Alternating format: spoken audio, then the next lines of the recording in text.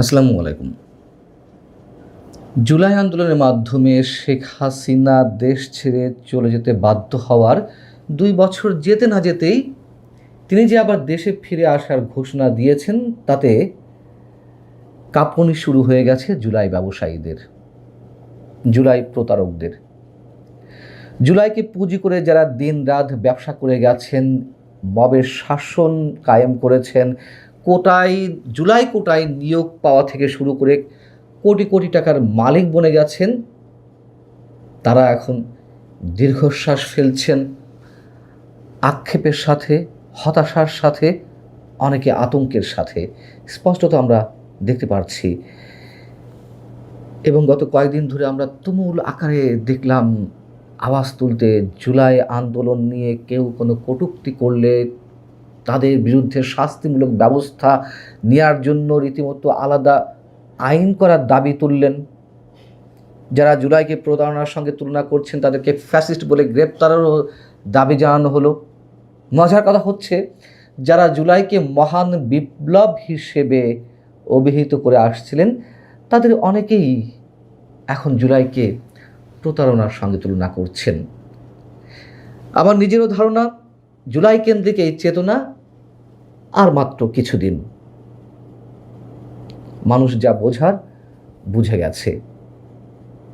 অনেকে আবার বলতে পারেন, এই যে জুলাই সম্বন্ধে আমি যে কথাগুলো বলছি, তাতে জুলাই আন্দোলনের মধ্য দিয়ে যারা নিহত হলেন, আহত হলেন, তাদেরকে অবমাননা করছে কিনা? নিশ্চয়ই না, বরং তাদের প্রতি আমাদের সমবেদনা। তারা প্রতারণার শিকার হয়েছেন, ক্রস ফায়ারের শিকার হয়েছেন।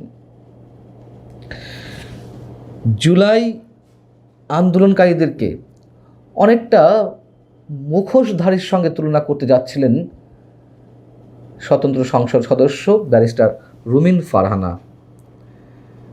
আজ একটি অনুষ্ঠানে তিনি যে কথাগুলো বলেছেন, যে প্রশ্নগুলো তুলেছেন, একই প্রশ্ন আমরা অনেক আগে থেকে তুলে আসছি।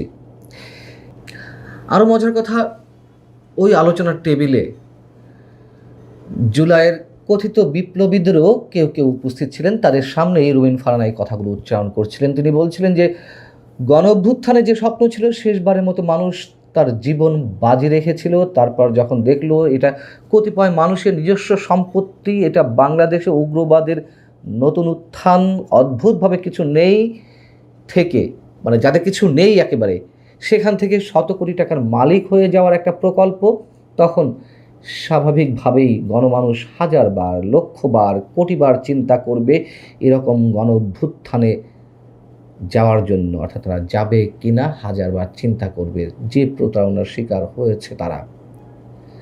এমনকি তিনি বলছিলেন যে এই মানুষগুলো, যারা সাধারণ মানুষ, কোনো রাজনীতি করে না, তারাও তো নেমেছিল রাজপথে ২৪-এর আন্দোলনে। তারা যখন দেখছে যে, বা তারা যদি বুঝতো যে এই আন্দোলনের মধ্য দিয়ে ২৪-কে ৭১-এর মুখোমুখি দাঁড় করিয়ে দেওয়া হবে, তারা কি এই আন্দোলনে নামতো? নিশ্চয়ই না। এবং তিনি যে কথা বলছেন পরবর্তীতে, যদিও আমি তার এই কথার সঙ্গে একমত পোষণ করি না, তিনি বলছিলেন যে আগামী ১০০ বছরেও আর কোনো গণ অভ্যুত্থান হবে না। আমি মোটেই তার এই বক্তব্যের সঙ্গে একমত নই, এটি আমার ব্যক্তিগত ধারণা। আর তিনি যা বলেছেন সেটিও তার ব্যক্তিগত ধারণা।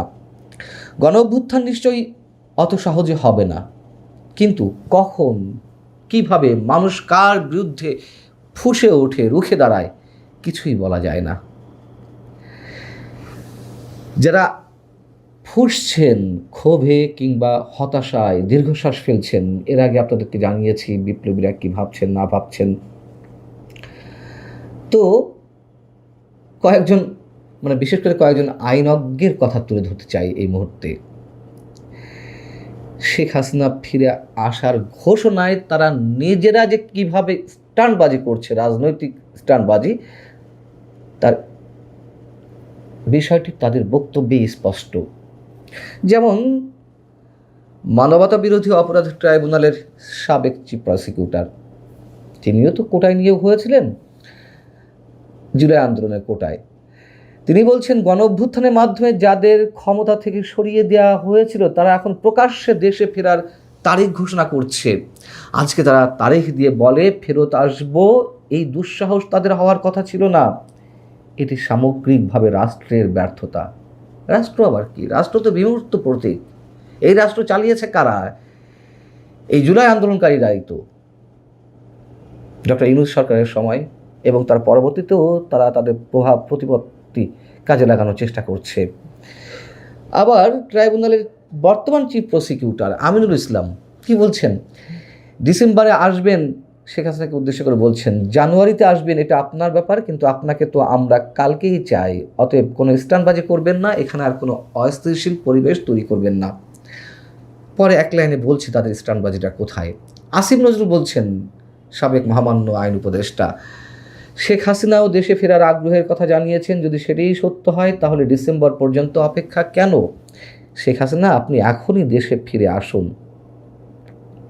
তারা আবার একই সাথে বলছেন গণহত্যা এবং মানবতা বিরোধী অপরাধের অভিযোগে অভিযুক্ত ব্যক্তিদের বিচার নিশ্চিত না হলে এই প্রবণতা আরও বাড়তে পারে। মানে যারা ঘোষণা দিচ্ছেন ফিরে আসবেন,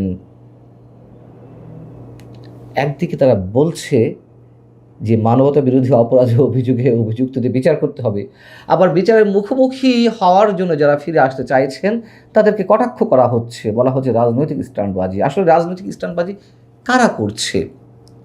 শেখ হাসিনাকে কটাক্ষ করতে গিয়ে এই মানুষগুলো নিজেদের দুর্বলতাগুলো একেবারে স্পষ্টভাবে প্রকাশ ঘটিয়ে দিচ্ছেন।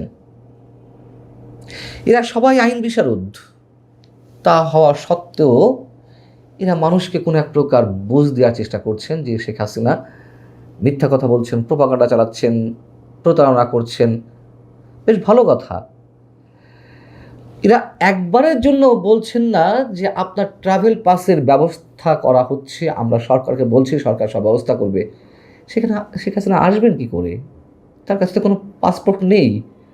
আরও আগে থেকে আমি এই কথা বলে আসছি, কিন্তু তারা সব জানে, সব বুঝেও এই ধরনের কথা বলতে চাচ্ছেন। আমরা তো চাই যে শেখ হাসিনা মিথ্যা বলছেন, এটা প্রমাণ করে দিন। আবার আমরা চাই শেখ হাসিনা বিচারের মুখোমুখি হন, কিন্তু তারা আবার সতর্ক করে দিচ্ছেন, যারা ঔদ্ধত্য দেখাচ্ছেন, মানে দেশে ফিরে আসার দরকার নেই, তোমাদের ঔদ্ধত্য দেখানো দরকার নেই, বিষয়টি এমন। মধ্য কথা, শেখ হাসিনাকে আসতে দেওয়া হবে না। তিনি যাতে না আসতে পারেন, শেখ হাসিনা বিরোধী যে রাজনৈতিক ব্যক্তিত্বরা কিংবা দলগুলো রয়েছে তারা এক হয়ে যাবে, একসাথে তারা সিদ্ধান্ত নেবে, এটি অনেকেই বলছেন। কিন্তু প্রশ্ন হচ্ছে কি, তারপরেও কি শেখ হাসিনা আসবেন না বা আসতে পারবেন না? কেবলই স্টানবাজি? সত্যিই মানে তার বিরোধীরা যে কথাগুলো বলছেন সেটি সরকারকে এক ধরনের বিব্রতকর অবস্থায় ফেলার জন্য তিনি কথা বলছেন? বললাম তো যে সেটি প্রমাণ করার জন্য সরকারেরই উদ্যোগ নিতে হবে। তারপরও শুধু এটুকু বলে রাখি, আগামী কয়েক মাস দক্ষিণ এশিয়ার রাজনীতিতে অনেক ধরনের উথাল পাতাল কিছু ঘটতে যাচ্ছে, শুধু বাংলাদেশ নয়।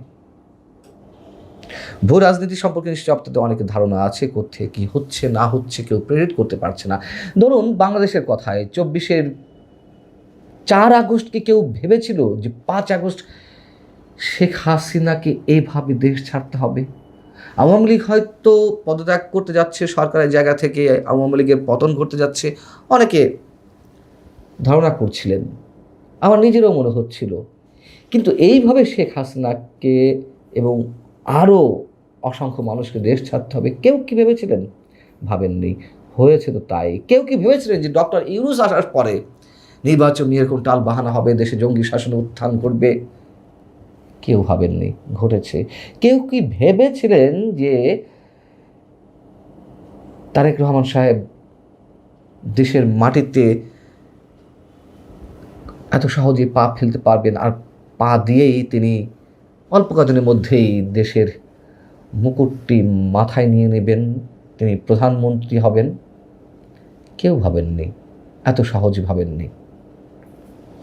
অতএব নতুন করে এমন আরও কিছু যদি ঘটেও অবাক হওয়ার থাকবে না নিশ্চয়ই।